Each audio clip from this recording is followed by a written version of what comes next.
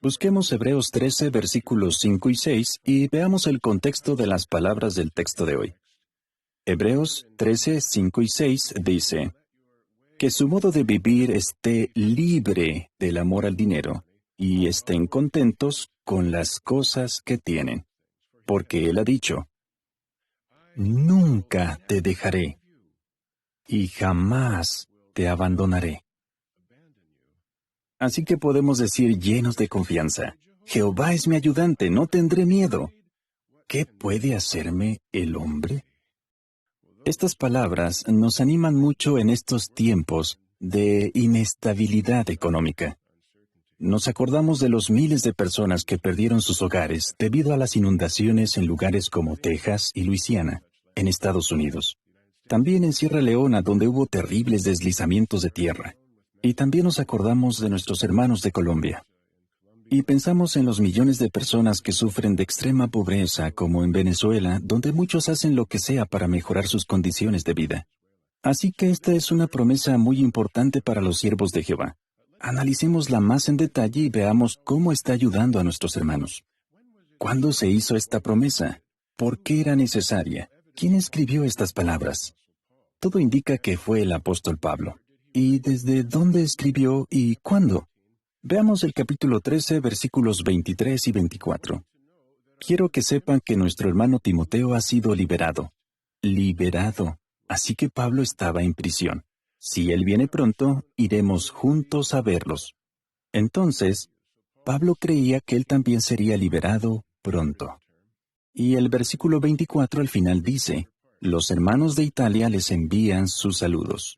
Así que por esta y otras razones podemos concluir que Pablo escribió la carta a los Hebreos en el año 61 de nuestra era, justo antes de ser liberado de su primer encarcelamiento en Roma.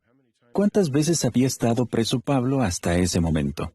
Bueno, recordarán que estuvo en la cárcel con Silas en Filipos alrededor del año 50. Esto ocurrió durante su segundo viaje misionero. Luego, hacia el año 56, lo detuvieron y estuvo encarcelado 2 años en Cesarea. Después tomó un barco para presentar su caso en Roma, sufrió un naufragio, acabó en Malta, después se subió a otro barco, llegó a Roma y pasó otros 2 años en arresto domiciliario hasta el año 61. Y luego estuvo preso una vez más antes de ser ejecutado. Pero ¿por qué contamos todo esto? Porque Pablo sabía por experiencia lo que es estar contento con lo que uno tiene. Él sabía lo que significaba seguir la guía de Jehová, aunque a veces eso implicara vivir con poco. Sabía cómo se comía en la cárcel. Conocía la comida de la cárcel en Filipos, la de la cárcel en Cesarea, la de la cárcel en Roma.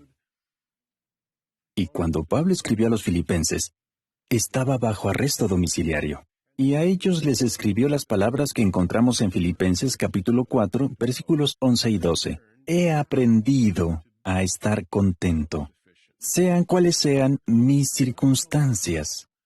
Sé vivir con poco y sé vivir con mucho. En todo y en cualquier circunstancia he aprendido el secreto de estar satisfecho y de pasar hambre, de tener mucho y de no tener nada.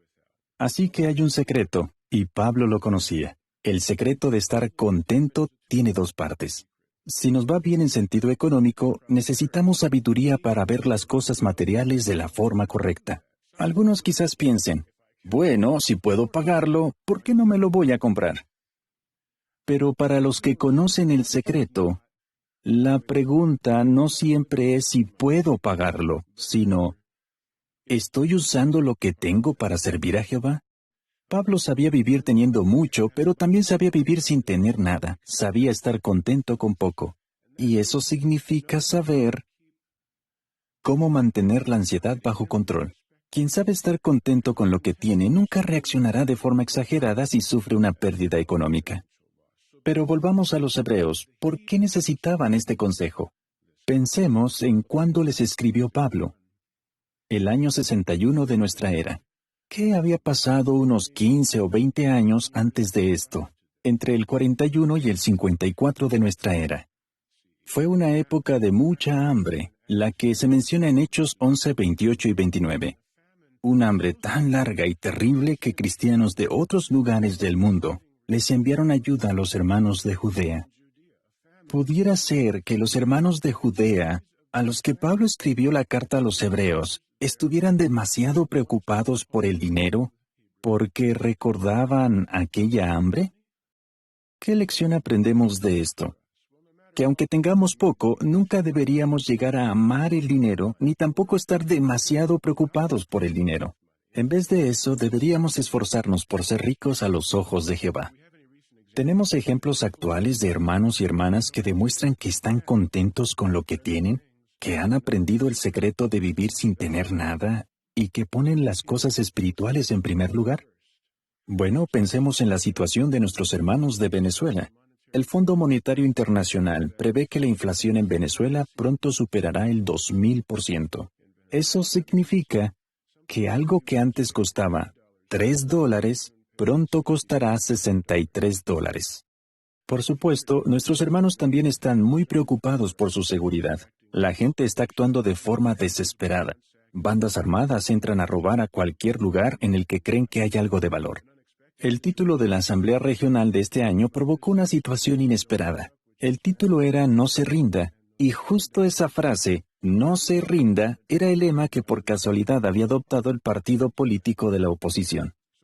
Así que en una de las ciudades donde se iba a celebrar la asamblea, cancelaron el contrato del lugar que íbamos a usar. Lo que pasó fue que el funcionario que administraba el local vio el título de la asamblea y pensó que éramos miembros del partido de la oposición. Pero entonces una hermana que les hace clases particulares a los hijos del gobernador le explicó a la esposa que los testigos somos neutrales. Gracias a eso, se aclaró el malentendido y se pudo realizar la asamblea tal como se había planificado. En tiempos de desesperación e inseguridad económica, nuestra hermana pudo pensar con claridad porque puso las cosas espirituales en primer lugar. Como actuó con buen juicio, nuestros hermanos pudieron tener su asamblea. Los superintendentes de circuito han informado que los hermanos están siendo muy generosos y comparten lo poco que tienen. En medio del caos, los hermanos han mostrado mucha fuerza y aguante. Y la sucursal escribe, nunca hemos estado mejor en sentido espiritual. Ha aumentado la asistencia a las reuniones, la actividad en la predicación y la cantidad de precursores regulares. Personas que antes no mostraban mucho interés, ahora quieren estudiar la Biblia. Y se ven caras nuevas en las reuniones y en las asambleas. Los hermanos agradecen mucho todo lo que la organización ha hecho para fortalecer su fe. Se sienten muy felices de estar en la verdad. Están contentos con las cosas que tienen. Volvamos al consejo que les escribió Pablo a los hebreos. ¿Por qué fue tan oportuno? Pensemos en cuándo lo escribió, el año 61 de nuestra era. ¿Y qué pasó en el año 66? El ejército romano dirigido por Cestio Galo rodeó Jerusalén.